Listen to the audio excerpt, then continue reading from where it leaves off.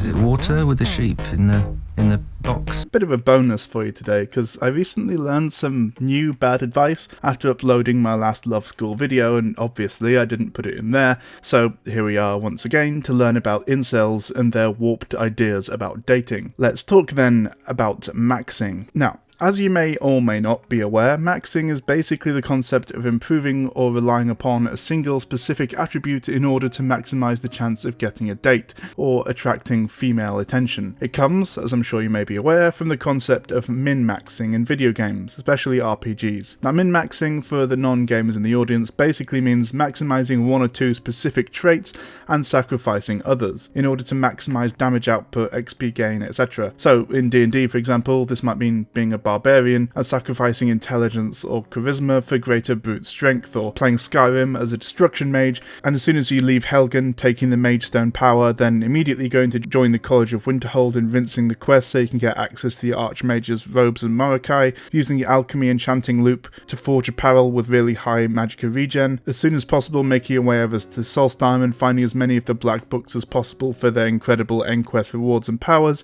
like Gift of Magicka and Mara's Boon, especially making you an invincible killing machine with essentially unlimited magicka, as opposed to having a more all-rounder character who is proficient in all skills to an adequate level. Or, to put it another way, min-maxing, and as a result maxing in dating, is a more cringe and needlessly complex version of the old saying about being a master of trade versus being a jack of all trades. A jack of all trades is a master of none, but oftentimes better than a master of one, is the full phrase, and in real life, logically, that makes sense. It is better to be an all-rounder when it comes to day-to-day life rather than a specialist, because usually it's best to be able to deal with a number of varied situations. But incels prefer a straightforward black and white way of viewing the world, and especially dating, as we can see with the Chad-incel dichotomy. So let's briefly go over the different varieties of maxing as a concept, and understand why it is utter nonsense, shall we? I'm too sexy for my love, too sexy for my love, love's going to leave me. What is Looksmaxxing? Well, in short, it's a completely unhinged belief that incels and so-called black pill types hold when it comes to women and their approach to views on dating, which, as we covered in the last Love School video, rarely involves actually talking to any actual women about what they think about sex or relationships. No, see, the incel genuinely believes that the only thing a woman cares about and or values when it comes to potential suitors is appearance. They differ from the rest of the conservative movement in this way, in that most mainstream patriarchal conservatives will believe that actually men only care about looks, most famously Dennis Prager with his Power of the Visual video, in which he basically admits to jerking off over women's legs.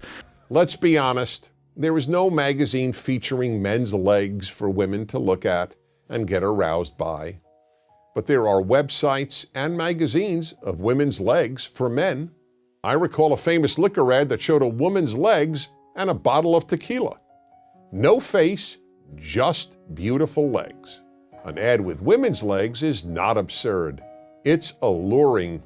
And yet his wife doesn't seem to ever want to fuck him, but incels, despite having a lot of overlap with more old-fashioned ideas of gender, actually believe that it's looks in a man that make him more attractive to women. You've probably seen the weird memes about jawlines, I'm sure, and of course the stuff about Chads and Stacys is a whole thing, but this is where Looksmaxxing comes in. Alright, the argument goes, so women are all shallow, looks-obsessed bitches who will only date the super hot guys, so why not try to become those people? Rather than complain, why not take it on the chin, pun intended, and try to attain that high bar of attractiveness? Well, that's dumb, and those people are wasting their time and money. This is basically red pill ideology as filtered through the lens of black pill ideology, and as such is one insane belief multiplied by another and then weirdly intellectualized and overcomplicated by a bunch of weird nerds online, and thus reaches an absurd point where working out and becoming more conventionally attractive becomes looksmaxing. The reason we mostly talk about red pill stuff in Love School is that black pillers mostly reject relationship advice and dating in general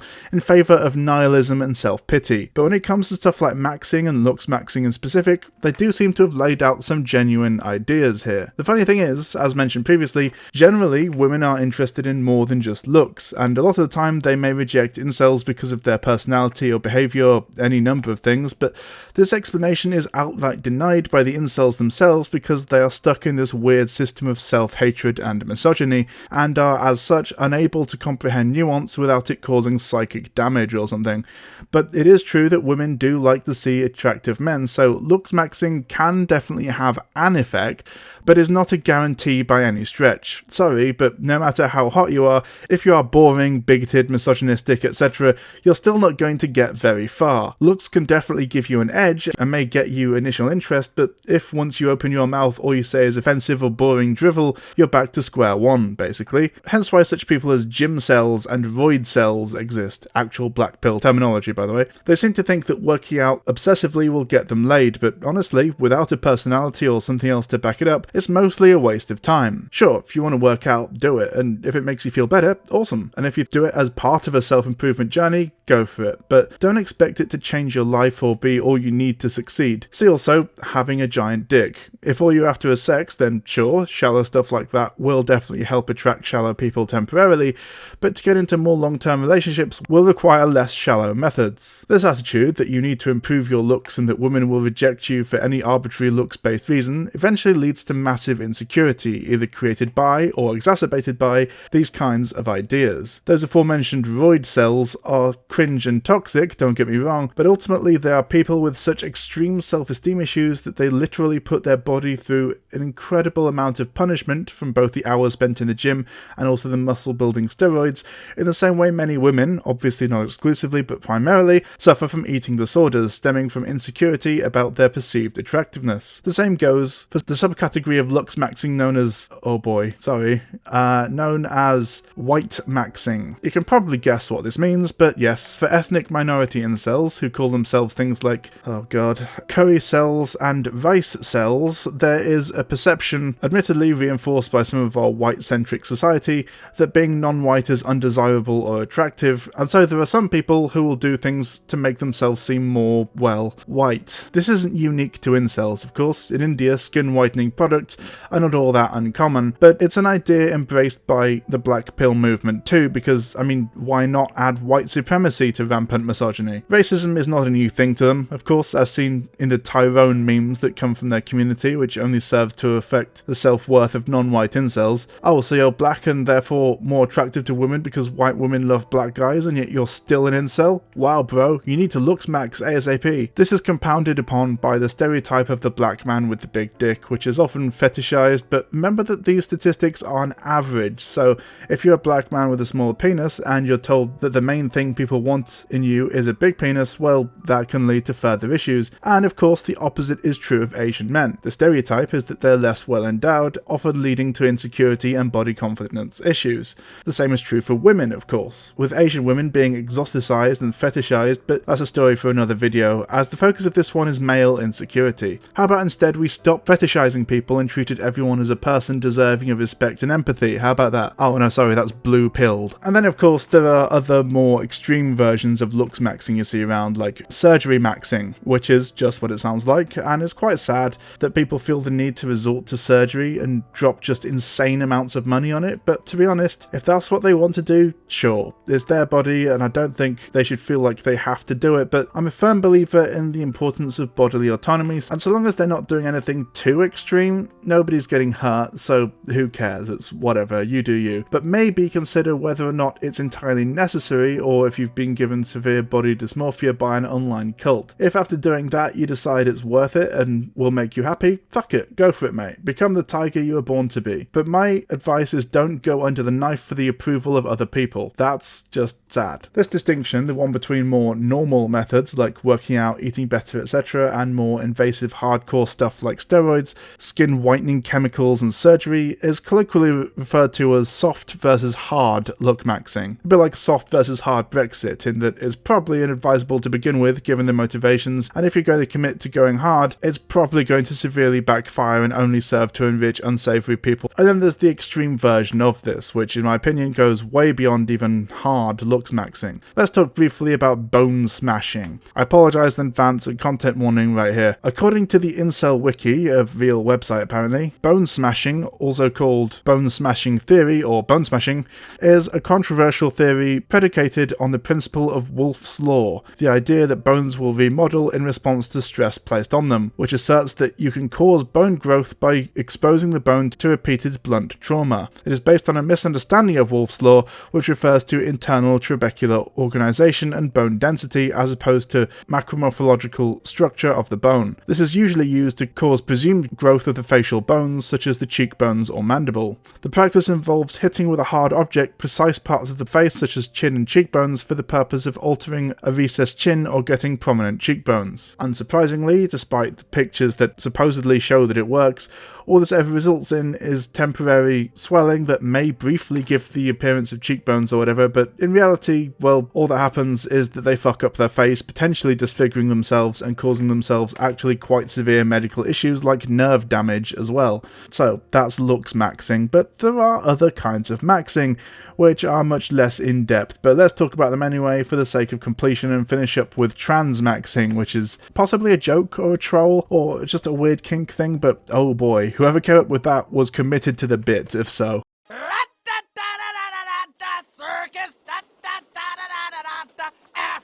This one's pretty obvious, so I'll be very brief. Jokermaxxing is the simple act of being or becoming funny in order to get dates and interest women. Usually this means memorizing jokes rather than actually looking to become a funny or interesting person. It's the distilled version of the "she let me hit 'cause I'm goofy" meme. The best things in life are free, but you can give them to the birds and bees. I want money. Again, self-explanatory, money maxers try to focus on investment and wealth building through things like NFTs and cryptocurrency in order to become attractive, because of course the stereotype is that women are shallow and are attracted to wealth and power, and obviously status maxing is the power part of that equation, seeking out positions of power and authority in order to either leverage or manipulate women into a relationship, or else just become attractive by virtue of being powerful. Clearly this, like most incel advice, is based on stereotype and misogyny above all. Many, if not most women, are not necessarily interested in wealth or power, but much of this is less about discovering what women actually want by talking to them, and more just assuming what women want based on what other men think. Whatever you want, whatever you like, whatever you say, you pay your money, you take your choice. This one's actually quite interesting. Nichemaxxing refers to the concept of trying to infiltrate or ingratiate yourself into niche communities or subcultures in order to maximize potential dates by acting like you hold interests in common with potential partners who are going to be more receptive to people with whom they already have a major shared interest or passion. Gothmaxxing is a prime example of this, and honestly, while not exactly goth, I can attest that in my experience going into metal bars with my metalhead friends in the rock and metal community, this may be a viable strategy if you're in that scene, but seems rather pointless if you're not actually interested in the subculture. I cannot imagine anything less fulfilling than pretending to be someone you're not and having hobbies you don't like for dates. This also appears in other forms like nerdmaxing, or showing up to nerd meetings, Magic the Gathering tournaments, open D&D sessions, etc. in order to try to get a nerdy girlfriend. This also applies to the hated type of guy anyone who's been part of any leftist organisation will be aware of. The LARPer, who shows up and tries to act like the most based socialist, but in reality is just looking for sex, or as one comment I saw online describing this kind of guy put it, chasing blue hair pronoun pussy, which is a problematic turn of phrase, but still kind of makes me laugh as a blue hair pronoun person, though in my case I guess it would be blue hair pronoun dick, as I'm a top. Sorry fellow cob-loving tops. We could go over examples of this basically forever, but I think you get the point by now. They're the equivalent of straight guys who go into gay bars to pick up trans girls, bi girls, or just girls who joined their gay friends in the gay bar, or fake feminists who use all the right language but mostly are looking to trick progressive women into bed by acting like a sex-positive progressive person. Nichemaxxing actually has overlap with the PUA community in this regard, interestingly enough. I have yet to see examples of someone nichemaxxing and attempting to pick someone up in an incel meetup, but who knows. Holy Jesus. What is that? What the fuck is that? And here we are at last. Transmaxxing is an absolutely wild belief that basically relies on the central premise that if you are an incel and you feel like you have no other option, becoming a woman through gender transition is a potential solution to your situation. This is based on an unhinged manifesto that you can find fairly easily online, that as of recording is on version 9, I believe, and has reached literally 82 pages long, including misleading and misunderstood graphs and datasets, and of course, weird weird memes like the ones on screen right now. Let's go through some of the most extreme or weird parts of the manifesto, starting with its main point, the numbered list that claims to summarize the main arguments. There are many potential benefits from transitioning from male to female. 0. Sexual excitement from having a feminine body. 1. Superiority of female aesthetics. 2. Access to the transbian dating pool. 3. Full body orgasms. 4. Multiple orgasms from penile stimulation. 5. You'll feel emotions stronger and be happier on estrogen. 6. Your breasts will become sensitive. 7. Being able to attract cis lesbians, if you become attractive enough. 8. Being able to attract high quality males for sex. 9. Softer skin and less/no acne. 10. Live longer. 11. Being able to extract resources from males. 12. You will no longer be driven to do dangerous and idiotic things due to testosterone. 13. Stop and reverse hair loss. 14. People will treat you better if they think you are female. 15. Less likely to get killed. 16. Access to female spaces. And 17. Cheaper car insurance. Now, this mostly seems like a troll, especially the part about car insurance, and obviously is completely misinformed about what it means to be transgender as well as what it means to be a woman, but as you will soon learn, it only gets more unhinged, more misogynistic, and more offensive to trans people, especially transmasc people. However, it does go on to provide what incels apparently believe is an accurate representation of transition. How to transition. If you do not currently feel like living as a female, you may have to work on fixing that. Identifying as a male or being emotionally attached to a male body is bad for you if being male results in you living a bad life. Step 0. Begin voice training so you'll get a female voice. Step 1. Watch Yamada-kun to 7 Nin no Majo. Step 1. Again, I guess. Watch Kashimashi Girl Meets Girl. Step 2. Watch Tatsuwan Birdie Decode. Step 3. Watch Campfer. Step 4. Watch Interspecies Reviewers Episode 3. Step 5. If you still don't feel like becoming a girl, watch TSF Monogatari and Residence. Step 6. If you play video games, make sure to use a female character. Step 7. Go to a gender clinic if you need an official diagnosis at some point. Step 8. Bank your sperm. Step 9. Start hormone replacement therapy. Step 10. Removal of unwanted hair. Step 11. Facial feminization surgery if needed. Step 12. Social transition. Of course, as we all know, anime is how to begin transition, followed by surgery and HRT, and then finally at the end, social transition. Incredible, no notes. Also, Jesus Christ, this is on version 9 and yet is still riddled with basic grammatical issues and simple numbering discrepancies.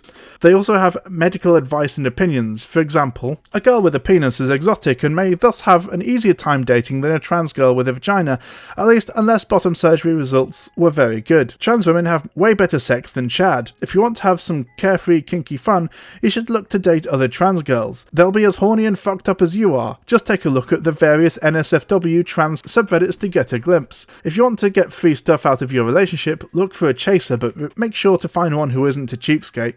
They love to spoil their dick girl princess. If you want love and stability, look for a bi guy. Some chasers are also keepers, but only the ones who are out to everyone, including their families. If they aren't, you'll always be a side bitch to them. Male hormones are responsible in part for the refractory period and making orgasms localized in the penis. You know how it feels because you are on them. It feels like a distortion of going to urinate and then semen comes out. There is no real pleasure to be had from a penis stimulation on testosterone. It is also way better to get fucked up the ass than to fuck someone yourself. You'll get multiple full body orgasms, nothing like the lame unfulfilling orgasm you get from P and V sex. You'll find out that all expectations about how awesome it is to get fucked are true. You can already try it out via dildo and just ask yourself how much better it will be once you start on female hormones and get fucked by a real pulsating dick. Some natal women are willing to try sex with trans girls, but likely you will not be close to sexually compatible and she may not accept you enjoying yourself with other trans women. Imagine finally giving up your remaining dignity as his penis is about to enter your body. You'll eventually start moaning as he fucks you, but estrogen has made you weaker and you are now powerless to resist. Your prostate will be pounded and you'll experience multiple full body orgasms. And so on. A lot of it is very clearly thinly veiled kink stuff and was likely typed with one hand, if you catch my drift.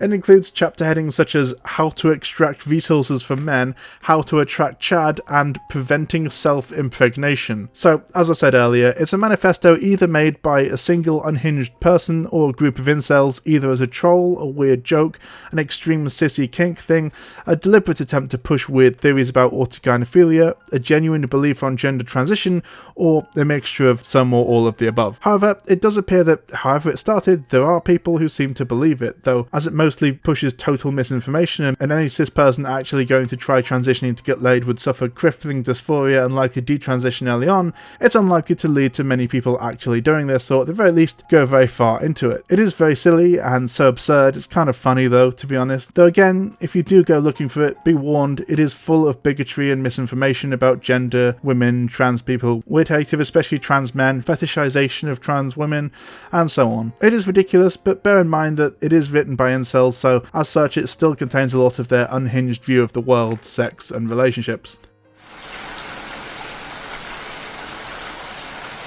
Unsurprisingly, it turns out that incels, black pill types, and people who hate women and dating are not very good at dating advice. This is what happens when you don't bother speaking to any actual women or building any kind of dating experience and then try to come up with dating strategies. They end up being completely detached from reality. Looksmaxxing is all well and good so long as you don't take it to the extreme, but the thing is, that extreme is so damaging. Jokermaxxing is no replacement for an actual personality or sense of humour.